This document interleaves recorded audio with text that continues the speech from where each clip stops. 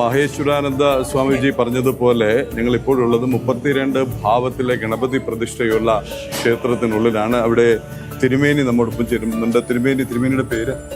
എൻ്റെ പേര് വാസുദേവൻ തിരുമേനി. എന്താണ് ഈ ഒരു 32 ഭാവത്തിലുള്ള ഗണപതി പ്രതിഷ്ഠ, അതിൻ്റെ ഒരു പ്രത്യേകത? ഇവിടെ 32 ഭാവത്തിലുള്ള ഗണപതി മൂഷികനാണ്. അതിന് നാളികേരം കയ്യിൽ വെച്ച് 32 ഗണപതിയും തൊഴുത് മൂഷികനെയും തൊഴുത് പുറത്തിറങ്ങി പുറത്തൊരു പ്രദക്ഷിണം വെച്ച് നടക്കിന്ന് ഇങ്ങോട്ട് തൊഴുത് അപ്പുറത്ത് പോയി തേങ്ങ ഉടക്കലാണ് ഇവിടുത്തെ രീതി. തേങ്ങ ഉടച്ച് എന്തെങ്കിലും കാര്യം മനസ്സിൽ വിചാരിച്ചിട്ടാണ് ചെയ്യുന്നത്. അത് സാധിച്ചു കഴിഞ്ഞാൽ ഇവിടെ വന്ന് 33 തേങ്ങ വന്ന് ഉടയ്ക്കണം. അതാണ് ഇവിടുത്തെ ചടങ്ങ് രീതി. അപ്പോൾ ചെങ്കൽ മഹേശ്വരം ശ്രീ ശിവപാർവതി ക്ഷേത്രത്തിലെ മറ്റൊരു വിസ്മയമായ 32 ഭാവത്തിലുള്ള ഗണപതി പ്രതിഷ്ഠയുള്ള മണ്ഡപത്തിലാണ് ഞങ്ങളിപ്പോഴുള്ളത്. ഇങ്ങനെ നിരനിരയായി 32 ഭാവത്തിലെ ഗണപതിയെയും പ്രതിഷ്ഠിച്ചിരിക്കുന്നു. ഇതിനുള്ളിൽ ഈ ചെങ്കൽ മഹേശ്വരത്ത് നിന്നാണ് പുത്തമ്പുരരി ഇന്ന് പ്രേക്ഷകരിലേക്ക് എത്തുന്നത്.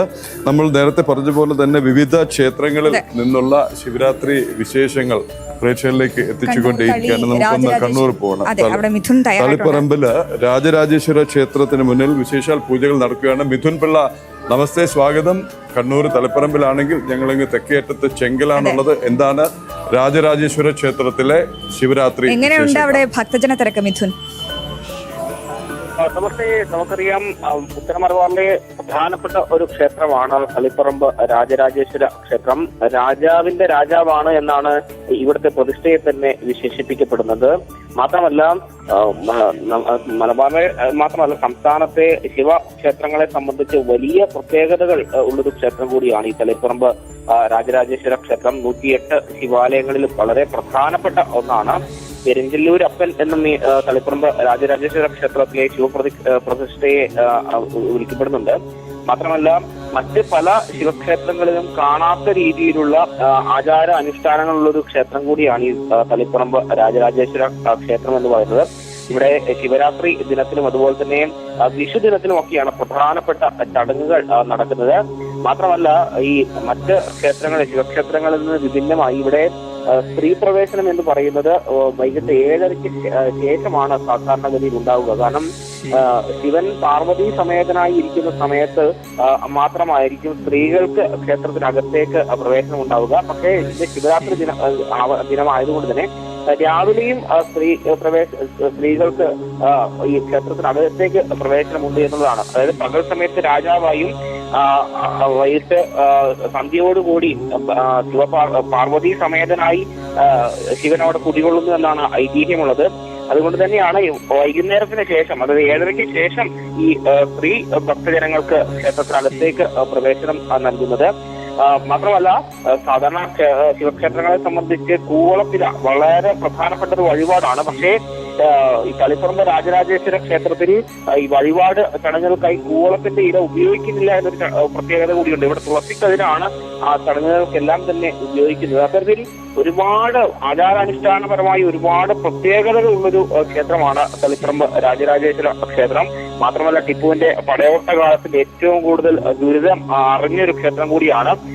ഏതാണ്ട് 7 കവാടങ്ങൾ ഉണ്ടായിരുന്ന ഈ ക്ഷേത്രത്തിന്റെ കവാടങ്ങളെല്ലാം തകർക്കപ്പെട്ടത് ഈ ടിപ്പുവിന്റെ പടയോട്ട കാലത്താണ് എന്നാണ് വിശ്വസിക്കുന്നത്. അതിന്റെ അവശേഷിക്കുന്നത് നമുക്ക് ഇപ്പോഴും ക്ഷേത്രത്തിൽ കാണാൻ വേണ്ടി സാധിക്കും. ഈ ഒരുപാട് ഭക്തർ വരുന്നൊരു ക്ഷേത്രമാണ്. ഉച്ചയ്ക്ക് ശേഷമൊക്കെ വലിയ തിരക്ക് ക്ഷേത്രത്തിൽ കാണാൻ വേണ്ടി സാധിക്കും. ഇന്നിപ്പോൾ ശിവരാത്രിയോടനുബന്ധിച്ച് വലിയ തിരക്ക് തന്നെയാണ് രാവിലെ തൊട്ടേ തളിപ്പറമ്പ് രാജേശ്വര ക്ഷേത്രത്തിൽ അനുഭവപ്പെടുന്നത്. പ്രദീപുള്ള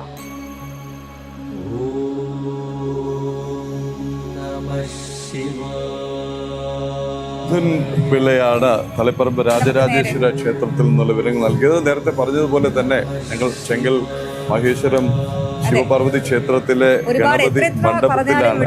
എത്ര പറഞ്ഞാലും തീരില്ല. കാര്യം ബാലഗണപതി മുതൽ സങ്കടഹാര ഗണപതി വരെയുള്ള 32 ഗണപതി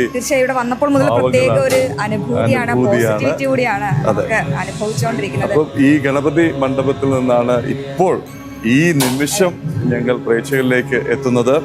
എന്തായാലും വിവിധ ഭാവങ്ങളിലുള്ള ഗണപതിയാണ് പ്രതിഷ്ഠിച്ചിരിക്കുന്നത്. നമ്മുടെ അജിത്ത് എല്ലാവരുണ്ട്, ക്യാമറ ചീഫ് അജിത്ത്. അതൊന്ന് പ്രേക്ഷകർക്കായിട്ടൊന്ന് കാണിച്ചു കൊടുത്തു കഴിഞ്ഞാൽ 32 ഗണപതി ഭാവങ്ങളാണ് ഇവിടെ പ്രതിഷ്ഠിച്ചിരിക്കുന്നത്. സ്വാമി മഹേശ്വരാനന്ദ സരസ്വതി ഇത് പറയാൻ ശ്രമിച്ചു. ബാലഗണപതിയുണ്ട്, തരുണ ഗണപതിയുണ്ട്, ഭക്തി ഗണപതിയുണ്ട്, വീരഗണപതിയുണ്ട്, ശക്തി ഗണപതിയുണ്ട്, ദ്വിജ ഗണപതി, സിദ്ധി ഗണപതിയുണ്ട്, ഉച്ഛിഷ്ട ഗണപതിയുണ്ട്, വിഘ്ന ഗണപതിയുണ്ട്, അതുപോലെ തന്നെ ക്ഷിപ്ര ഗണപതിയുണ്ട്, ഹേരാംബ ഗണപതിയുണ്ട്, ലക്ഷ്മി ഗണപതിയുണ്ട്, മഹാഗണപതിയുണ്ട്, വിജയ ഗണപതിയുണ്ട്, നൃത്യ ഗണപതിയുണ്ട്, ഊർധവ ഗണപതിയുണ്ട്, ഏകാക്ഷര ഗണപതിയുണ്ട്, വരദ ഗണപതിയുണ്ട്, ത്രയാക്ഷര ഗണപതിയുണ്ട്, ക്ഷിപ്രപ്രസാദ ഗണപതിയുണ്ട്, ഹരിദ്ര ഗണപതിയുണ്ട്, ഏകദന്ത ഗണപതിയുണ്ട്, അതുപോലെ തന്നെ സൃഷ്ടി ഗണപതിയുണ്ട്, ഉദ്ദണ്ഡ ഗണപതിയുണ്ട്, ഋണമോചന ഗണപതിയുണ്ട്, ഋണമോചന ഗണപതി, അതെ അതെ, ധുന്തി ഗണപതിയുണ്ട്, ദ്വിമുഖ ഗണപതിയുണ്ട്, ത്രിമുഖ ഗണപതിയുണ്ട്, അതെ, സിംഹ ഗണപതിയുണ്ട്, യോഗ ഗണപതിയുണ്ട്,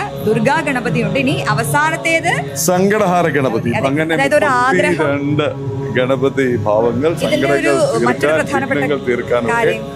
ഓരോ സ്ഥലത്ത് ഓരോ ഭാവമാണ്, ഓരോ രൂപമെങ്കിൽ ഇവിടെ 33 തേങ്ങകൾ, 32 ഭാവവും പക്ഷെ 33 തേങ്ങകളാണ്. നമ്മുടെ സങ്കടം, ആഗ്രഹം ഒക്കെ മനസ്സിൽ ധ്യാനിച്ച് ഈ ഗണപതിക്ക് മുൻപിൽ വന്ന് ആത്മാർത്ഥമായി പ്രാർത്ഥിച്ച് ഈ തേങ്ങ ഉടയ്ക്കുകയാണെങ്കിൽ ആ സങ്കടങ്ങൾ, ആ ദുരിതങ്ങളൊക്കെ അകലുമെന്നാണ് ഇതിൻ്റെ ഒരു ഐതിഹ്യം.